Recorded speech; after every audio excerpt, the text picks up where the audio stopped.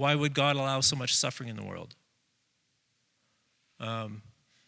Why would a loving God make so many people when he knows that so many are going to turn away from him and end up in hell? These are not easy questions, right? These can rattle you. How come there are so many divorced Christians when the Holy Spirit is supposed to make us better? How come there's such an apparent contradiction between the claims of science and the claims of the Bible? These are real questions that have a lot of weight when you're walking through, and especially if you're a young adult or a teenager, they can really come at you. These are tough questions, and the reason I'm talking about this now is because these guys are about to be hit with one that's just as good, right? The question of, we believed in Jesus. Jesus is dead. He was supposed to be our Messiah. What are we going to do? Were we wrong about the whole thing? And that's a crisis of faith. And you can come into something that looks like a contradiction. God is loving, God sends people to hell. Or here for them, it's Jesus is the Messiah, Jesus is dead.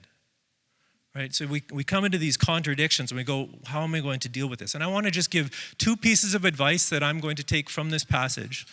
There's a lot that can be said about this, and it's a discussion that I'd love to have with you if you are going through something like this. We have actually quite a few people in the leadership of this church who would love to have conversations with you about it. I'm going to tell a little bit of my own background on it, but just get a little bit of water.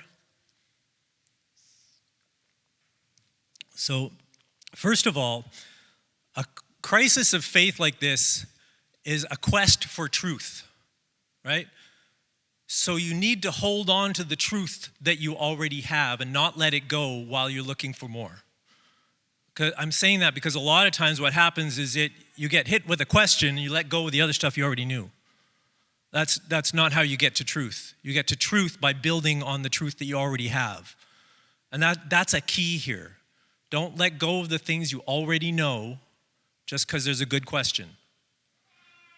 Don't ignore the question, but you hold on to the truth. So Jesus says this kind of in 2 ways. He says, first of all, that not your heart be troubled, but you believe in God, believe also in me. He's affirming this belief. Guys, you believe in God, right? Yeah, okay. Hold on to that. Now the problem here is going to be believing in me, but you hold on to your belief in God. And then later on he says, if you're having trouble believing that I am in the Father and the Father is in me, believe on the evidence of the miracles themselves. In other words, you know what you saw. And Jesus did some pretty wild, crazy things in these people's presence, and yet they're going to still deny that he is the Messiah. It doesn't make sense, but Jesus is calling them to hold on to what they saw and what they knew. When Jesus spoke, he felt their authority. He watched him raise dead people, or they watched him raise dead people. They did miracles themselves. He's saying, you know what you saw, hold on to that. Hold on to that thing. And for many of us, we have not gone through, I really don't think anybody's gone through living what these disciples have seen of the power of God. But if you grew up in church, or if you've been in church for a while, you've probably experienced something that you knew was real, right? It could have been the love of God coming through other people that you watched in those people. It could have been you yourself had some experience of the presence of God. It could be some answered prayer that you go, wow, God really did that. There could have been miracles that you knew, hey, I prayed for this, God did this thing. Hold on to that. You don't get to let go of the truths to get another truth. You hold on to the truths that you have. They may look contradictory. That's because you don't have the answers yet. Can I say that again? They may look contradictory, but that's because you don't have the answers yet. So again, the example here is it looks contradictory to say that Jesus is the Messiah, Jesus is dead.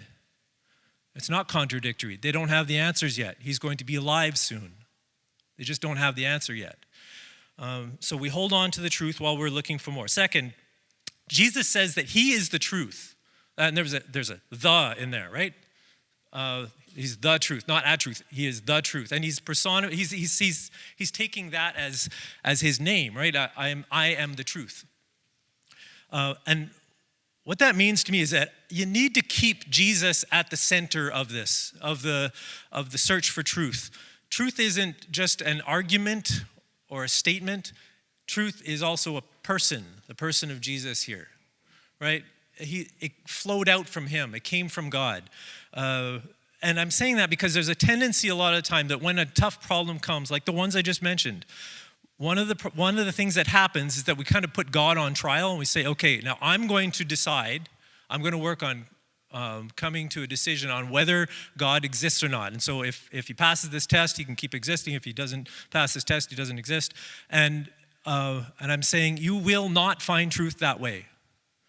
You need God's help to find truth. The way to find it is ask, seek, knock. That's how you find truth. Ask, seek, knock. Lord, I need some help. God, could you please help me understand this? I don't get it. And you can be as honest as you want in that, but you ask him. If he's real, he'll show you.